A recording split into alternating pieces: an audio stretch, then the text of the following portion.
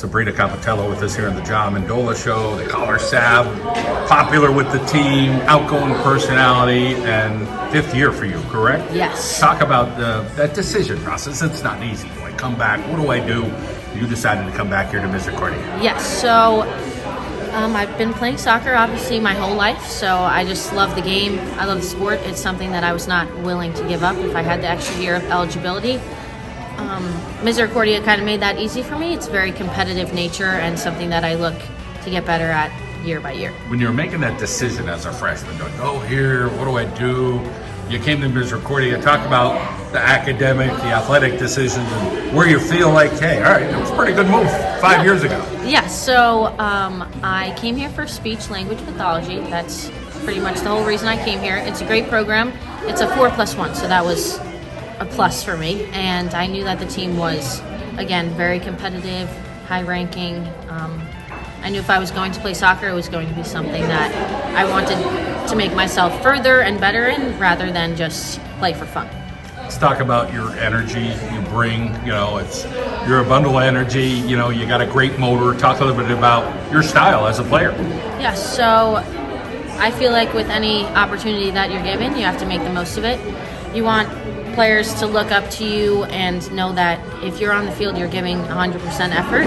It's important for me to show younger players, even if I was not always the oldest, that I'm going out there to play. I'm doing this for not only myself, but for my team too. And if I'm given an opportunity and I'm grateful enough to have it, I'm going to show everyone what I got. Emma Schweitzer, Julia Beck, they have been very steady and, reached All-American status, really some great players. Talk a little bit about what it's like, not just playing with them, but then sometimes watching them. I'm sure there's moments where like, man, they're good.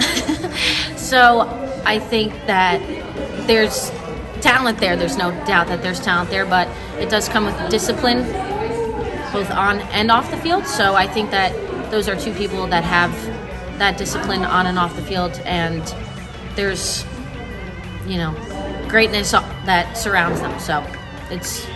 Speaking of greatness, you're hoping that there's other players that step up this year to show that.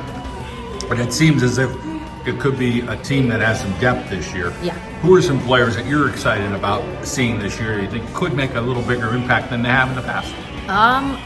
I think just as a whole, in general, I think having a deeper freshman class is good. It's a good opportunity to show, again, like you said, depth on the bench. There's, again, different aspects that every player has to themselves. So while you said I have energy, there might be someone else that has a little bit more technical abilities or someone who's great at shooting. So I think putting all those three things together can really make a great run for us this year.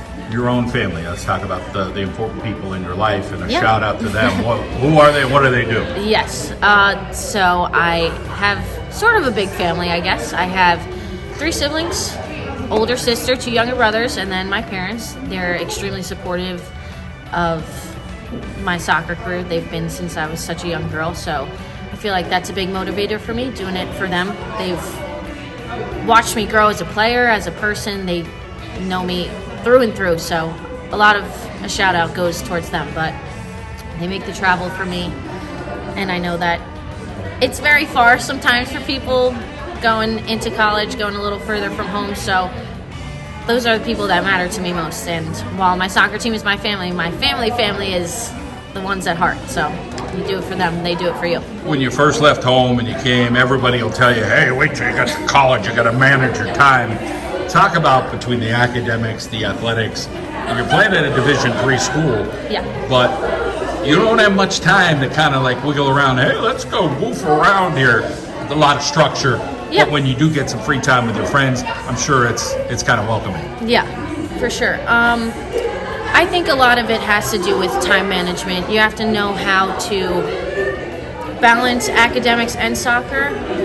Just as a team in whole, Stauffer's very big on academics coming first. So if there's a point where you feel like I need to put a little bit more focus on school, he's very willing to do that. But I think as a whole, the nature is we're here for school, soccer comes second, and just balancing, managing your time, it helps everything. I'm sure as a 5th-year player, there's other players that are seniors or 5th years for that matter, that might have a certain style. Your style with some of these freshmen, is it going to be kind of that style of reassurance, like, hey, it's going to be okay, you're going to work your way through this? Is that a little bit of your personality? Yeah, I think I'm a very comforting and welcoming person to the younger people.